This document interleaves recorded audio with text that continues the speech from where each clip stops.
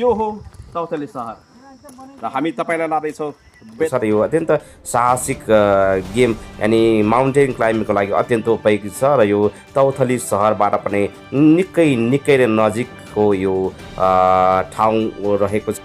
आउनुहोस् यस क्षेत्रको लागि सम्पूर्ण तौथलीवासीहरूले चकचकाउने कोसिस गरौँ र तौथली पर्यटनलाई एक पाइला अगाडि बढाउन कोसिस गर्नको लागि सहयोग गर्न हामी सम्पूर्ण तौथलीवासीलाई हार्दिक अनुरोध गर्दछौँ।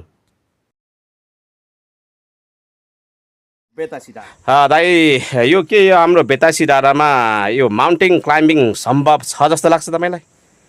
अब हरेक मान्छेले सुरुवात गरेपछि नै हुने चिज हो र माउन्टेन क्लाइम्बिङ गर्नको लागि त्यहाँ ठाउँ पनि उपयुक्त छ र लगानी गर्न सकियो भने त्यो सम्भावना छ।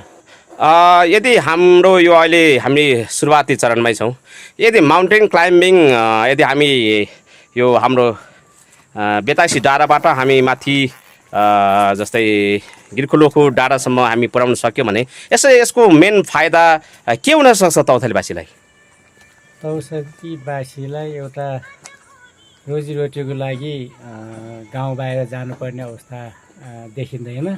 यहीँ रोजगारीको सिर्जना हुन्छ र यहीँ युवाहरू चाहिँ बस्ने वातावरणको सुरुवात हुन्छ, विकासको पहिलो खुर्की लागि सुरुवात हुन्छ। यसको हामी सम्भाव्यताको खोजी कसरी गर्न सक्छौँ? अब सम्भाव्यता खोजी अब एक्लैले त गरेर सम्भावना छैन। यसलाई राज्यको स्रोत नै चाहिन्छ। यसलाई राज्यले चासो दिएर राज्यले सहयोग गरेर इमान्दारिता मान्छे खट्यो भनेदेखि यो सम्भावना छ। बाटो, बत्ती र अन्य पूर्वाधारले सम्पन्न यो बेतासी डाँडालाई हामीले पर्यटकहरूको लागि र आन्तरिक पर्यटकहरूको लागि साहसिक खेल माउन्टेन क्लाइम्बिङ जस्ता अन्य साहसिक प्रदर्शनलाई हामी बनाउन संरचना बनाउन सक्यो भनेदेखि अवश्य नै तौथलीको पर्यटनलाई सुनमा सुगन्ध हुने थियो भन्ने हाम्रो बुझाइ छ र यो बेतासी डाँडादेखि माथि गिर्खुलोको डाँडासम्मको यो पुरै पहाडले बनिएको छ र यो अत्यन्त साहसिक गेम यानि माउन्टेन क्लाइम्बिङको लागि अत्यन्त उपयोगी छ र यो तौथली सहरबाट पनि निकै नै नजिकको यो ठाउँ रहेको छ।